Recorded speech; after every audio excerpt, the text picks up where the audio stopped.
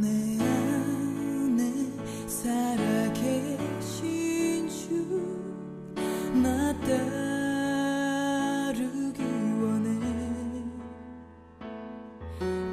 오늘 히브리서 12장 1절에서 3절 말씀을 가지고 예수를 바라보자 라는 제목으로 같이 은혜를 나누고자 합니다. 성 프란시스는 젊었을 때에 이 성 다미안 교회에 가서 기도하다가 환상 중에 예수님의 얼굴을 보게 됩니다. 그 후에 그는 온전한 삶을 체험하게 되고 거룩한 성자의 길을 걸어가게 되었다라고 말합니다. 모라비안 교회를 세운 진델돌프 백작도 젊은 시절 어느 미술관에서 십자가에 못 박혀 이 돌아가시고 계시는 예수님의 이 그림을 보게 됐어요. 그 그림을 한참 보다가 거기서 예수님의 신령한 얼굴을 보게 되는 신비한 체험을 하게 됩니다.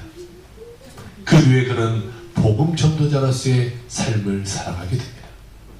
19세기에 대설교가였던 스펠전 목사님도 소년 시절 땅끝에 있는 백성들아 나를 바라보고 구원을 얻으라 라는 음성을 듣고 새 사람이 되어 유명한 설교가가 되게 됩니다. 이 스펠전 목사님에게 하루는 젊은이가 찾아와서 질문을 하게 됩니다. 목사님은 낭망한 일이 한 번도 없으십니까? 그러자 스펠전 목사는 다음과 같은 놀라운 답변을 하게 돼요. 적어도 지난 20년 동안은 나는 낭망해 본 적이 없네. 나는 그동안 하나의 중요한 원리를 내 삶에 적용하고 있지. 그것은 내 삶 가운데 오직 주님만 바라보는 것일세. 나는 하루도 주님을 생각하지 않고 지나쳐 본 일이 없네. 그때 이르는 나는 낭망을 모르고 살아왔지. 스펄전 목사가 유명한 설교가가 될 수 있었던 비결은 바로 이것, 예수만 바라보고 삶을 살았다라는 것이죠. 여러분은 무엇을 보면서 인생을 살아가고 있습니까? 여러 가지를 보면서 인생을 살아가고 있습니까? 아니면 이 스펄전 목사님처럼 예수만 바라보면서 인생을 살아가고 있습니까? 세상의 사람들은 눈에 보이는 것을 보면서 삶을 살아갑니다. 이 3차원적인 환경을 보면서 살아갑니다. 몇 평에 살고 있는지, 차는 무슨 차를 차고 다니고 있는지, 옷은 어떤 메이커를 입는지, 시계는 무슨 시계를 차고 다니는지. 늘 관심사가 눈에 보이는 거예요. 그러나 여러분, 이 영적인 사람은 눈에 보이는 것이 아니라 눈에 보이지 않는 예수를 바라보는 삶을 살 때에 이 스펄전 목사처럼 유명한 또 그리고 멋진 인생을 살아갈 수 있게 되게 되는 것이죠. 오늘 본문이 기록되어진 배경은요, 주 49년 글라디오스 칙령이 내려진 후 기독교가 아주 무서운 박해를 받고 있을 그 당시입니다. 이 박해는 곧 끝날 것 같지가 않았어요. 오히려 그 박해는 점점점 더 심해져 가게 됩니다. 그리고 연이어 주 64년 그곳에 네로라는 자가 그곳에 등장하게 되죠. 이 네로의 박해는 가히 상상할 수가 없을 만큼 그 기독교인들에게는 힘이 들었어요.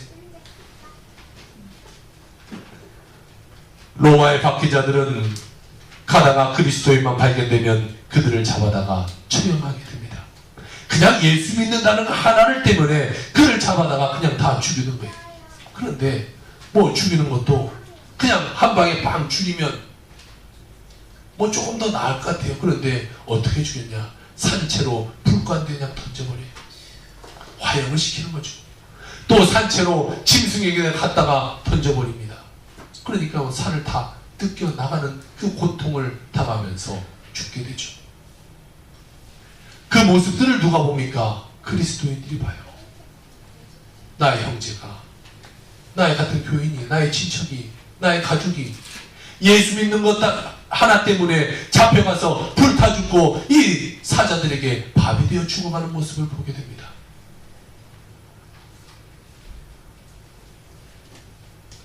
만약 여러분들이 지금의 시대가 그런 시대라고 하면 과연 예수를 얼마나 믿겠습니까? 오늘 교회에 오면 다 잡아다 죽인다고 하면 여러분은 과연 교회에 오시는 분이 몇 명이나 되실까요? 아유, 그냥 좀 쉬지.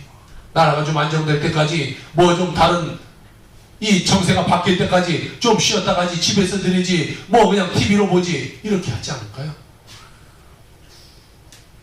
초대교회 성도들은 처음에는 기도하며 신앙의 힘으로 그 박해를 견뎌나가기 시작합니다. 그래, 우리가 기도하자. 우리가 믿음을 한번 이겨내보자. 그런데요, 박해가 가면 갈수록 심해져요. 도대체 나아지려고 하질 않아요. 그러니까 사람들이 점점점 지쳐가기 시작해요. 피곤하기 시작해요. 점점 그들은 신앙을 포기해버리는 이들이 하나 둘 생겨나기 시작하게 됩니다. 차라리 안 죽고 살겠다라는 거죠. 많은 성도들이 교회를 버리고 떠나가게 됐어요. 이와 같이 기독교가 이 땅에 사라질 위기에 놓였을 때에 무명의 교회 지도자가 우리가 오늘 읽었던 히브리서를 써서 믿음의 경주를 포기하지 말아라 라는 내용을 써서 그들에게 읽게 만들었다는 것이죠. 물론 지금은 그때처럼 이런 무서운 박해가 없어요. 세상적으로 뭐 예수 믿는다고 우리를 뭐 잡아가긴 합니까? 뭐 예수 믿는다고 우리가 뭐 감옥에 갑니까? 뭐 딱지라도 끊습니까? 아니, 뭐 그런 건 전혀 없어요. 그러면 우리는 히브리서를 읽을 필요가 없겠네요 라고 생각할 수가 있어요. 그렇지 않죠. 그 시대에는 현실적으로 이 예수 믿는 사람을 잡아서 죽이는 그런 모습이 있었다면, 지금의 시대는요, 악한 것이 갈수록 예수 믿는 사람들을 예수 못 믿도록 만들어가는 그러한 시대라는 거죠. 그때는 3차원적인 세계 안에서의 박해가 있었다면 지금은 4차원적인 세계 안에서의 박해가 계속해서 우리를 넘어뜨리고 있는 거예요. 우리의 삶이 나아지면 나아질수록 우리는 점점점 예수를 멀어져가게 만드는 거죠. 그때는 사람들을 핍박해서 예수를 멀어져가게 만들었다면 지금은 잘 살게 만들어, 나 풍족하다, 더 이상 필요한 것이 없다, 그냥 좋다, 이것이 더 좋고 저것이 더 좋다, 세상적으로 흘러가 버리게 만드는 그런 풍요 속에 영적 빈곤을 만들어가는 인생이 되게 되었습니다. 그래서 지금의 시대는 예전보다 예수 믿는 사람이 더 줄어가고 있는 시점이죠. 물질 만능주의에 사로잡힌 현대인들은 늘 눈에 보이는 것을 추구하며 삶을 살아가게 되죠. 그러나 우리는 예수님을 바라보는 신앙을 가져야 됩니다. 아멘. 세상 사람들은 갈수록 예수님께 눈을 감는, 그리고 그저 오늘은 편하게, 그저 오늘은 즐겁게 살아가는 인생들이지만 우리는 오늘은 불편하더라도, 오늘은 힘들더라도 더 예수께 나아가는, 예수님께 눈을 바라보는 인생을 살아가야 되는 것입니다. 아멘. 이런 불신앙의 시대에 하나님은 오늘의 말씀을 우리에게 깨우쳐 주고 계시는 겁니다. 첫 번째로는 믿음의 선배들을 바라봐야 되죠. 우리에게는 훌륭한 믿음의 선배들이 많이 있어요. 뭐 성경에 보면 엄청나게 많은 믿음의 사람들이 있죠. 그 믿음의 사람들을 보면서 이런 모습 가운데 있으니까 그들이 하나님께 축복을 받는구나, 저런 모습이 있으니까 하나님께 저주를 받는구나, 나는 이런 삶을 살아야겠다라는 것을 생각해 볼 수가 있습니다. 우리나라도 예수가 전파된 지가 이제 100년이 훨씬 넘었습니다. 그리고 우리나라에도 훌륭한 믿음의 선배들이 많이 있게 됩니다. 그 중에 한 분이 주기철 목사님 같은 분이죠. 일제여갑이 최고조로 고조에 이르렀을 때입니다. 일제는 우리에게 모든 문화유산을 없애버리려고 했어요. 그리고 우리의 민족의 정신을 다 말살시키기 위해서 그들은 신사참배를 강요하게 했죠. 이때 주기철 목사는 무서운 혼문을 당하면서도 끝까지 신사참배를 거부하고 오직 나는 예수만 바라보겠다, 나는 예수님께 예배하지 이 신사에게는 참배하지 않겠다라는 믿음으로 끝까지 버팁니다. 그는 평양 감옥에서 비참하게 순교를 당하고 말게 되죠. 오늘의 한국교회 성장은 주기철 목사님과 같은 분들의 순교의 피로 얻게 되었다 해도 과언이 아닌 것이죠. 그분들의 피가 없다면 우리는 지금 어떻게 됐을까요? 독립운동가들의 그 헌신이 없었다면 우리는 어떻게 됐을까요? 독립운동가의 34년 중에 30인이 예수 믿는 사람이었어요. 그들이 예수의 이름으로 그렇게 싸웠기 때문에 우리는 해방을 받게 되고 우리는 예수를 부르면서 이렇게 예배드릴 수 있게 되죠. 만약 계속해서 일본의 이 압제로 계속 살아간다고 하면 일본과 똑같이 한 0.몇 %의 기독교인이 남아있지 않을까요? 그들의 노력, 그들의 피 흘림, 그것 때문에 우리는 지금 편안하게 신앙생활하며 예수를 마음껏 부르며 인생을 살아갈 수 있게 되었다는 것이죠. 오늘 본문 말씀 1절을 봅시다. 이러므로 우리에게 구름같이 둘러싼 허다한 증인들이 있다라고 기록되어 있어요. 12장 이 서두에 나오는 이러므로라는 접속사는 11장의 말씀과 이 12장의 말씀을 연결시켜주는 단어가 바로 이러므로라는 단어죠. 다시 말하면 11장 39절에 나타나는 이 사람들이 라는 것은 11장에 나타나는 전반적인 위대한 사람들을 지시하고 있는 말이 바로 이 사람들이란 말이고, 그 사람과 이 12장의 이야기를 연결시키는 것이 이 접속사 이러므로라는 것이죠.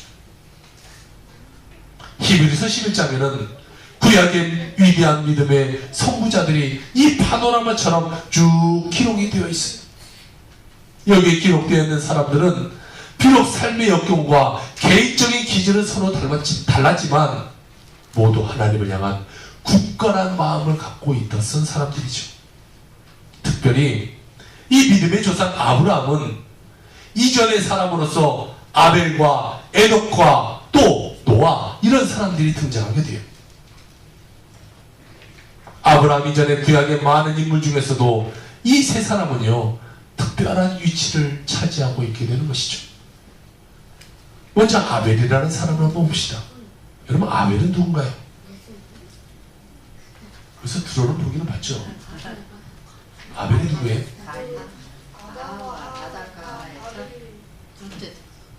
아담과 하와의 좀 알거나 아는 것 같은데 조금 왔다 갔다 하기도 하고 그래요. 자, 아벨은 하나님께 참된 제사를 드렸던 사람이죠. 그의 형은 누구예요? 가인. 그의 형 가인의 시기로 말미암아 그는 첫 번째 순교자가 돼요. 하나님이 내 제사를 받고 내 동생 제사만 받아 이거 다 가만히 두지 않겠어. 그리고 죽여버렸어요. 아들, 동생을. 또 에녹이라는 사람은 어떤 사람인가요? 에녹은 들어보셨나요? 네? 맞아요. 제가 부러운 사람 중에 한 사람이 안 죽고 하나님한테 올라간 사람. 우리 살아있는 동안에도 주님이 오셨으면 좋겠다라는 생각을 했어요. 자, 이번 한 주간 정말 굉장히 아팠어요. 아프면서 생각했던 것이 있어요. 와, 이렇게 한 주간 아픈데도 정말 못 살 것 같은데 평생을 아픈 사람이 정말 평생 이보다 심한 고통 속에 살아가는 사람도 있을 텐데 과연 그 사람들은 어떻게 살아갈까? 정말 고통 속에 살아가겠구나. 너무 힘들겠구나. 그러니까 삶을 포기하는 사람이 있겠구나. 그런 생각을 해보면서 아픈 사람들 위해서 정말 열심히 기도해야겠구나 라는 생각을 해봤어요. 제가 이번 주 한 주간에 5kg가 빠졌어요. 그렇게 보여요? 안 보여요? 안 보여요. 안 보여요? 저도 안 보여요. 거울 보니까 하나도 안 빠진 것 같은데 몸무게는 5kg가 빠졌어요. 정말 되게 아팠어요. 태어나서 이렇게 감기로 많이 아픈 건 정말 처음인 것 같아요. 일주일 동안 요만큼 밥 한 3번 먹었나요? 밥도 한 번도 못 먹고 그냥 거의 그냥 쉬다 왔어요. 그러면서 이 에녹이 참 부러웠어요. 나중에 내가 늙으면 이렇게 아프다가 죽으면 너무 괴롭겠구나. 그러면 이 에녹처럼 하나님이 불러주면, 살아있을 때 건강할 때 불러주면 참 좋겠다라는 생각을 들어요. 여러분이 죽기 전에 예수님이 오셨으면 좋겠어요? 안 오셨으면 좋겠어요? 오셨으면 좋겠어요. 그럼 오늘 좀 빨리 오시라고 할까요 지금? 왜 예수님 빨리 왔으면 좋겠는데 좀 한편으로는 아주 오래 살고 싶다라는 이런 생각도 다들 있어요. 없어요, 권사님? 권사님 빨리 올라갔으면 좋겠어요. 오늘부터 같이 기도하죠. 빨리 예수님 오시라. 자, 우리 살아생전에 예수님이 오셔서 우리가 하늘나라에 갈 수 있다면 얼마나 축복일까 그것도 생각했어요. 아니면 이 노년에 됐을 때 아프지 않고 정말 이렇게 잘 이렇게 죽는 것도 참 은혜다라는 것도 생각해 보게 됩니다. 근데 이 에녹이라는 사람은 최초로 죽지 않고 하늘로 승천한 사람이 됩니다. 그리고 노아, 그의 가족은 하나님의 홍수의 심판 때 유일하게 살아나는 아주 귀한 가족이 되죠. 이들은 모두 다 엄청난 이런 축복을 받게 되는데 이 축복의 비결이 뭐냐는 거죠. 이 축복을 어떻게 왜 받았는가를 알면 우리도 그 믿음의 조상들의 모습을 보면서 아 나도 그렇게 살면 되겠구나, 그러면 나도 하나님께 축복받을 수 있겠구나 라는 것을 생각하게 되죠. 그들이 이렇게 엄청난 복받는 이유가 여러분 무엇이라고 생각하신가요? 오늘 히브리서 기자는 그에 대한 대답을 우리에게 주고 있어요. 바로 믿음으로 인해 그 사람이 복이 되었다, 이렇게 이야기하고 있어요. 이와 같이 믿음의 사람은요 아주 놀랍고 신비한 복과 상급을 하나님께 받게 되어 있다는 거죠. 그러니까 우리는 삶을 살아가는데 어떻게 살아가냐? 믿음으로 살아가야 돼. 어떤 삶 가운데도 믿음으로 살아가야 돼. 내가 아프든지 힘이 없든 뭐 문제가 있든 내가 어떠한 고난 가운데 있어도 믿음으로 살아야 돼. 내가 하나님께 맡겨주는 그것을 감당하면서 삶을 살아야 되죠. 이 새벽에 나오신 분들 알겠지만 제가 이번 주 새벽에 정말 시체처럼 누워있다 이 예배 준비하고 새벽에 나왔는데요. 여기 나와서 서 있는 게 여러분 잘 모르겠지만 정말 죽을 것 같았어요. 이 30분 서서 설교하는 것이 이 다리에 계속 힘이 풀리는데 계속 주저앉을 것 같고 온몸에 땀은 펄펄 나고 정신이 왔다 갔다 하고 하루 쉴까 라는 생각도 해왔어요. 금요일 같은 데 정말 못 나가겠구나, 쉴까. 그런데도 내가 쉬면 안 되지. 내가 목사인데 내가 아프다고 쉬면 우리 성도들도 목사가 쉬어도 되니까 나도 쉬어도 되겠구나 라는 생각을 할 것 같아서 나가자. 제가 사모한테 가서 쉬자. 사모가 쉬자. 안 된다. 죽어도 가서 죽자. 그래서 나와서 끝까지 다 설교를 했어요. 우리 하나님께 맡겨준 것을 우리가 감당해야 되죠. 세상 사람 바보가 저렇게 쉬고 하면 더 잘할 수 있는데 왜 안 쉬냐? 저는 그래요. 나에게 맡겨준 것은 아파 죽더라도 하나님이 이거 하라고 나에게 맡겨줬는데 뭐 데려가시면 그때 데려가면 내 삶은 끝나는 거고 맡겨주는 데까지 하는 거죠. 병원에서도 그때 가서 안 된다. 너 입원해야 된다. 아니다. 난 입원할 수 없다. 내가 할 일이 있다. 성도들은 아파가고 있고 문제가 있어서 이빨리 목사님이 와서 신방해 주세요. 하루에도 스케줄이 막 5개씩 7개씩 가정들을 가야 되는데 어떻게 쉬어요? 죽어도 가다가 죽어야죠. 운전 다 하고 다 하면서 다 하는 거죠. 여러분들은 무엇을 바라보며 어떠한 믿음으로 인생을 살아가고 있습니까? 조금 힘들다고 조금 어렵다고 그냥 다 포기해버리고 다 쉬고 그런 믿음 갖고는 우리가 과연 하나님께 칭찬받을 수 있는 믿음이 될 수 있을지, 아니 여러분이 하나님이라면 그런 사람을 과연 칭찬할 수 있을지 한번 생각해 보길 바랍니다. 자기 일은 해야죠. 끝까지 해야죠. 여기 제 아들이 뒤에 앉아있지만 저 아이가 굉장히 아파서 저는 학교 다 보냈어요. 가서 죽어라. 학교 가서 죽어라. 너는 학생이니까 가서 죽어라. 그래 제 아빠는 막 죽을 것 같아도 저 학교 다 보냈어요. 학생은 학교를 가야지 아프다고 집에 있으면 되겠냐. 그러면요 조금만 아프면 학교 안 가려고 그러죠. 아파도 가서 아프든지 가서 아프면 야구실로 가든지 아니 응급실로 스며 가든지 그러고 나와야 되지. 좀 아프다고 쉬고 그런 정신으로 공부하면 제대로 공부를 할 수 없다는 거죠. 제 생각은 그래요. 뭐 여러분들의 자녀를 어떻게 키우는가는 여러분의 이 생각에 다르겠지만 저는 그래요. 저는 제 일도 그렇게 하는 거고 아들도 그렇게 키워요. 저 아들 위해서 여러분 생각할 때 이번 주 한번 기도했어요. 이 수요일날 지금 학교를 이번에 전학 갔는데 정교 회장을 지금 출마했거든요. 그래서 이 수요일날 선거가 있답니다. 그래서 생각날 때 한 번씩 기도해 주셔서 그럼 잘 되면 뭐 이사회가 다음 주에 떡을 한번 다음 주에 마라톤 떨어지지 아시죠? 자, 우리 하여튼 최선을 다해야 되는 최선을. 이번에 등록을 했다고 해서 그러면 일찍 가라. 다른 애들 오기 전에 일찍 가라. 애들도 안 나오는데 뭐 일찍 가냐. 친구도 없는데 일찍 가냐. 너라도 가서 해라. 다른 사람보다 먼저 가서 하고 다른 사람보다 먼저 하는 모습을 보여야 되지. 다른 사람은 다 똑같이 하고 안 하면 안 한다고 하고 그렇게 하면 네가 될 수 있겠냐. 그럼 뭐 일찍 보내. 우리는 우리에게 맡겨주는 것을 최선을 다해야죠. 최선을 다하고 안 되는 거는 그건 어쩔 수 없는 거예요. 그런데 최선도 다 안 해보고 내가 그냥 흐지부지 해놓고 안 된다고 기도하는 것도 마찬가지 아니에요. 하나님께 기도하기 시작했으면 내가 최선을 다해서 기도하는 거예요. 나의 아픔을 위해서 기도해요. 나의 문제를 갖고 기도해요. 그러면 최선을 갖고 기도하는 거예요. 한번 해보고 죽을 때까지 해보고 안 되면 그때는 뭐 내가 최선을 다했으니까 어쩔 수 없는 거지만 최선도 다 안 해보고 중간에 포기한다면 그것은 평생에 후회하게 되는 것이죠. 오늘 본문은 이처럼 위대한 신앙인의 선배들이 우리의 신앙의 경주를 응원하고 있고 또 오늘 1절에 우리의 신앙을 지켜보고 있다 이렇게 말하고 있어요. 지켜본다는 것은요, 이 선배들의 믿음의 전통이 끊어지지 않고 계속해서 이어지고 있다 이것을 이야기하고 있죠. 그 말 안에는 그들의 신앙을 본받아 오늘도 우리들도 믿음의 사람이 되어야 된다는 그런 당부가 숨겨져 있다는 거예요. 내가 너 지켜보고 있어. 이것은 너도 그렇게 살아야 돼. 이것을 말하고 있는 거죠. 그러므로 오늘 1절에 모든 무거운 것과 얽매이기 쉬운 죄를 벗어버리고 우리 앞에 당한 경주를 경주해야 되는 것입니다. 무거운 것, 얽매이기 쉬운 것, 이것이 우리에게 뭐예요?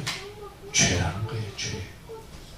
이 죄는 우리에게 무게를 갖다 줘요. 삶의 무게를 갖다 줘요. 어떻게든 못하게 만드는 거예요. 어떻게든 예수 못 믿게 만들고 어떻게든지 하나님께 멀어지게 만드는 것이 죄라는 거죠. 그리고 우리를 얽매여요. 묶어놓는 거죠.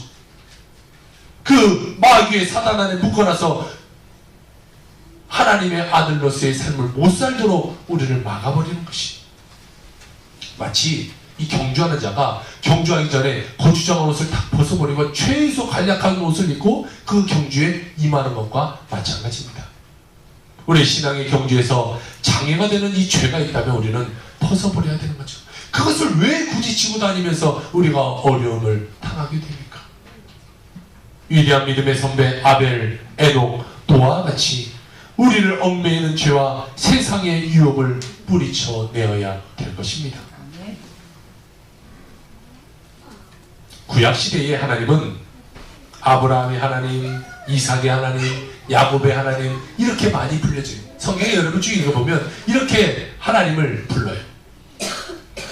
아버지 하나님이 아들의 하나님과 같은 거예요.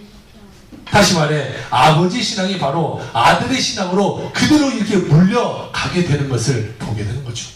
이처럼 믿음의 전통을 후대에게 내려주는 것은 대단히 중요한 일이죠. 믿음의 아버지는 반드시 믿음의 자녀가 있어야 아버지가 되는 것이, 과연 우리들은 우리의 자녀들에게 그리고 우리의 후배들에게 믿음의 아버지, 믿음의 어머니가 되고 믿음의 선배가 되고 있는지 우리가 한번 생각해 봐야 됩니다. 여러분은 과연 얼마나 다른 사람들에게 믿음의 이 선배로서의 모습을 잘 비춰주고 있습니까? 두 번째, 우리는 예수를 바라봐야 돼요. 자, 우리가 믿음의 훌륭한 선배들을 바라봤어요. 그런데 이 믿음의 선배들은요, 모든 분들이 사람이기 때문에 다 뭐가 있어요? 뭐가 있어요? 허물이 있어요. 허물. 다 그들에게 문제점이 있다라는 거예요. 저는 이것이 참 은혜로워요. 이 성경을 볼 때 아담도 솔로몬도 모든 사람들이 이 뭔가 문제가 있고 하나님께 실수했던 것을 보면서 저는 참 은혜가 됩니다. 그런 믿음의 사람도 그렇게 훌륭한 사람도 실수했구나. 그러면 내 더러운 죄 가운데 많은 나도 하나님께 은혜 받을 수 있는, 하나님께 축복받을 수 있는 기회가 나에게도 주어지겠구나 라는 은혜가 돼요. 그들은 아무 오점이 없다고 생각해보세요. 성경이기 때문에 그들은 다 착했다, 다 좋았다 이렇게만 기록한다면 우리는 믿음의 경주를 하기는 좀 어렵죠. 그들은 우리가 다른 사람이 되기 때문에 그래요. 여러분 다른 경전들 보세요. 다른 경전들은요 다 그 사람은 엄청 깨끗한 사람으로만 표현해요. 그런데 오직 이 성경에만은 다 모든 사람은 예수님 빼놓고는 다 이 죄가 있는 것을 그대로 써놓고 있어요. 사실 사람들이 썼다면 여러분 위인전 쓸 때 나쁜 거 쓰겠어요? 안 써요. 근데 하나님의 기록했기 때문에 이들의 모든 안 보이는 죄악까지도 그게 낱낱이 다 기록되어지게 되는 것이죠. 믿음의 조상이라고 부르는 아브라함, 이에게도 허물을 찾을 수가 있죠. 아브라함에게는 어떠한 허물이 있었나요? 자기 사랑하는 부인을 2번이나 누이라고 속였어요. 누이라고 속여서 내 부인 아니에요. 너무 이쁘니까 내 부인이라고 하면 데려갈 것 같으니까 내 부인 아니라고 누이라고 해서 자기 부인을 왕에게 뺏기기도 해요. 또한 하나님의 약속을 믿지 못해서 자기의 시종 엘리에셀에게 후손을 삼으려고도 했고 사라의 여종 하갈에게 이스마엘을 얻기도 했고 이처럼 믿음의 선배들에게도 여러 허물들이 나타나게 된다는 거죠. 그러므로 우리는 마지막 시선이 이 믿음의 선배들에게만 머물러 있어서는 안 되는 거죠. 그러면 우리도 똑같은 죄악에 빠지게 되는 거예요. 우리의 마지막 시선은 늘 완전하고 흠없는 예수님께로 고정이 되어야 되는 것이죠. 우리의 믿음의 경주의 최종 목표는 그래서 예수가 되는 것이에요. 오직 믿음의 주요 온전하게 하신 이는 예수뿐이 없는 것입니다. 예수를 바라보자. 오늘 2절에 오늘 우리에게 말해주고 있네요. 여기서 바라본다라는 동사는요 마치 이 사냥꾼이 목표물을 조준하에 딱 바라보는 그것과 같아요. 이 뭔가 사냥하려고 그 목표를 바라볼 때 대충 보고 쏘지 않잖아요. 정확하게 숨 하나도 제대로 안 쉬고 숨도 참으면서 이 팔도 안 움직여지게 그냥 어디 고정시켜 그대로 보고 있다가 탕 하고 쏘는 것처럼 그렇게 바라보는 것이 여기서 말하는 바라보다라는 것. 또한 이 화가가 그림을 그릴 때 사람의 이 모습을 그릴 때 이 사람을 자세히 보잖아요. 경주어서 구도를 다 보고 자세히 보고 주름살 하나 머리카락 하나까지도 자세히 보고 그림을 그리는 그 바라보다, 이것이 오늘 이 2절에 쓰여있는 바라보다의 뜻이. 대충 보는 것이 아니에요. 겨누지라는 것이 아니에요. 오직 목표만을 뚜렷이 바라보는 것을 말하고 있는 거죠. 또 3절에 보면 참으신 자를 생각하라 라고 말하고 있어요. 여기서 생각하라는 동사는 마치 천문학자가 밤하늘의 별들을 세밀하게 관찰하듯이 깊이 숙고하고 철저하게 계산하다, 이런 뜻이 내포되어 있는 단어예요. 이처럼 바라보고 생각하는 일은요 대충 이루어지는 일이 아니다라는 것이죠. 그냥 대충 행동하는 것이 아니에요. 예수님을 바라보는데 그렇게 아주 철저하게, 정말 사냥꾼이 숨 하나도 제대로 쉬지 않고 그 목표를 바라보는 것처럼, 밤하늘의 별들을 다 계산해서 바라보는 것처럼 바라보는 것, 그렇게 보는 것이 오늘 성경에서 우리에게 말하고 있는 예수를 바라보라라는 뜻이죠. 아무리 훌륭한 경주자라 하더라도 우리의 악한 본성을 지녔기 때문에 우리의 죄의 유혹에 의해서 우리의 마음이 약해지게 되고 우리는 넘어지게 돼요. 바로 이때 우리는 주님이 겪으신 고난을 생각해 봐야 되죠. 초대교회 당시 기독교인은 유대교회 박해로 함께 로마 정권으로 가해지는 핍박으로 인해서 그들의 생명이 계속적으로 꺼져가는 것을 느꼈어요. 무자비한 핍박으로 인해 신앙을 쳐버리는 사람들로 속출하게 되었죠. 하지만 십자가 예수만을 바라보며 끝까지 자신의 신앙을 지켜왔던 많은 순교자들이 있습니다.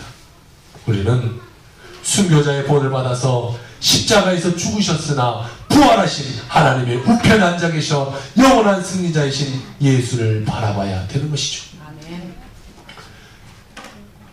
빅토르 프랑클이라는 정신과 의사입니다. 얘는 저 밑에 있는 책 죽음의 수용소에서라는 책을 쓰신 분이죠. 이 책에 의하면 독일군 수용소에 수감되어 있던 유대인 중에 많은 사람이 1944년 성탄절과 그 이듬해인 1945년 이 초 2주간에 많은 사람들이 그 안에서 죽어갔다라고 기록이 하고 있어요. 사인은 질병이 아니었어요. 사인은 이 고문이 아니었어요. 그 사람들이 왜 죽어갔냐? 그 사람들은 이 성탄절 때 자기들이 석방될 것이라는 이런 희망이 있었어요. 그래서 이번 성탄절에는 우리가 가족과 함께 품에서 이 케이크도 켜고 이 촛불도 켜놓고 가족들과 함께 이 아름다운 연말을 맞을 수 있겠구나, 성탄절을 맞을 수 있겠구나 라고 생각했는데 성탄이 지나고 났는데도 자기들이 석방이 안 되는 거예요. 그러니까 그들이 희망이 점점점 사라져가게 돼요. 이번 성탄절에도 우리가 못 나가게 됐네. 끝인가 보다. 더 이상 우리는 살 길이 없나 보다. 우리는 죽게 됐나 보다. 그래서 그 사람들이요, 절망한 나머지 살 기력을 잃어버리고 그 2주간 사이에 다 죽어버리게 됐다는 거예요. 바라볼 희망이 사라지고 살아야 될 이유가 잃어버리자 그 어려운 시간, 그 고통의 시간도 잘 참고 왔는데 마지막을 참지 못하고 희망이 꺼지자 그들이 죽게 됩니다. 그로부터 4개월 후 독일은 전쟁에서 패하게 되고 수용소에 갇혀있던 유대인들은 자유의 몸이 되게 됩니다. 만일 그들이 희망을 잃어버리지 않았더라면, 4개월만 더 참고 그 희망을 4개월만 더 붙잡고 있었더라면 그들은 모두 살아날 수 있었을 것입니다. 우리에게 참 소망은 무엇입니까? 여러분은 어떠한 소망을 갖고 삶을 살아가고 있습니까? 우리는 예수를 바라보는 소망을 갖고 삶을 살아야 돼요. 우리는 오직 예수를 바라봐야 되지, 이 예수를 바라보지 않는 삶을 살면 마치 모든 것을 포기해버리는 그 수용소에 있는 사람과 똑같은 모습이 되는 것이죠. 희망이 없는 거예요. 세 번째, 우리는 믿음의 경주를 해야 됩니다. 오늘 본문 3절에 보니까 너희가 피곤하여 낙심치 않기 위하여 죄인들의 이같이 자기의 거역한 일을 참으신 자를 생각하라 라고 말하고 있어요. 초대교회 성도들은 피곤하고 낙심할 수밖에 없었어요. 무서운 박해로 인해 늘 죽음을 생각해야 되고 살아가야만 했습니다. 이러한 상황 가운데 믿음을 지켜내기란 정말로 어려움이었죠. 그런데 절망적인 상황 가운데서도 믿음의 경주를 계속할 수 있었던 것은 이 히브리 기자가 히브리서를 써서 그들에게 주었기 때문이에요. 그들은 이 히브리서를 보면서 믿음의 경주를 하는 거예요. 아, 그래, 참으면 되지. 그래, 우리가 예수님을 닮아가면 되지. 예수님처럼 살자, 예수님처럼 살자.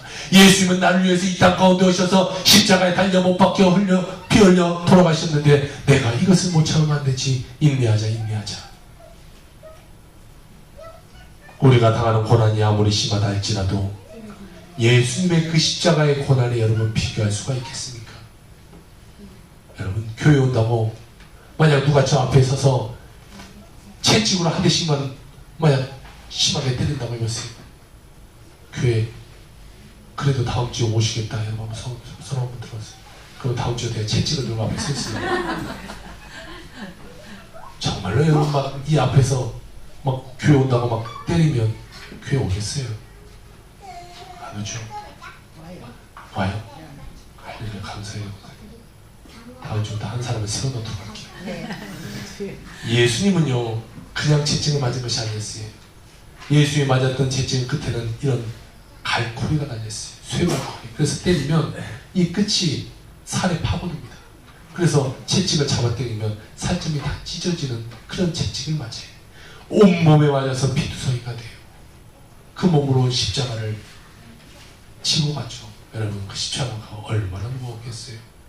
사람이 매달려야 될 그 높은 십자가를 낑낑대고 산을 올라가고, 가는 동안에 사람들이 총으로 나오고 침뱉고 나오고 뺨 맞고, 그렇게 십자가에 못 박혀 창 찔려 가시놀림만 찔려 십자가에서 돌아가시게 돼요.